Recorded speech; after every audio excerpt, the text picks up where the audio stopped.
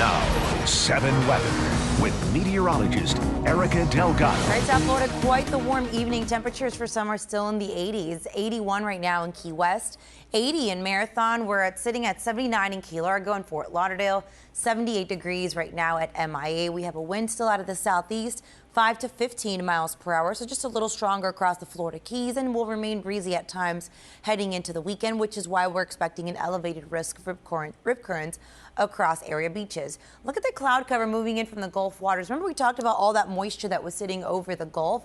Well, that's starting to reach us here. For us, we're not going to see it in the form of rain, but we're going to start to see in the form of cloud cover, and it's going to be those very thin, wispy ones that you see high up in the sky. That's what we can expect down here in South Florida. Farther north, though, central North Florida and all along the northern Gulf Coast, that's where they're seeing the rain and the thunderstorm activity since earlier today, and it's because a front will be pushing through. Warm and humid tonight, mainly dry, though. We still have an area of high pressure keeping things quiet. Working our way into the start of the weekend, it is steamy, more humidity. Clouds will be on the rise, but that disturbance in the Gulf still far removed from Florida. A lot of moisture, though, ahead of it, and that's going to be spreading across Florida. For us, again, we'll see it as far as cloud cover. And other than a spotty shower or pop-up storm, we're really not expecting a whole lot of rainfall. The rainfall and the storm activity will remain to the north of us and to the west. Look at all of this up and down the state. For us here along the southeast coast of Florida, things will be looking pretty good. Although by Sunday night, I think some of that rain will begin to move into the lower Keys.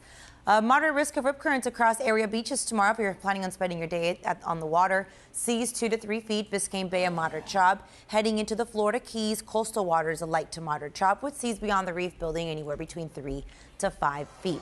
Now we do have a tide change happening overnight. 1:26 a.m. is the low tide in Fort Lauderdale. 1:35 in Miami. Key West, your low tide at 2:37 a.m. For tonight, few clouds, temperatures well above average. We're keeping them in the upper 70s, so it's going to feel warm early tomorrow morning, especially with the humidity in place. Temperatures will reach the mid to upper 80s, but they'll be feeling like the 90s. And we'll keep that rain chance at a lower end, not completely out of the forecast.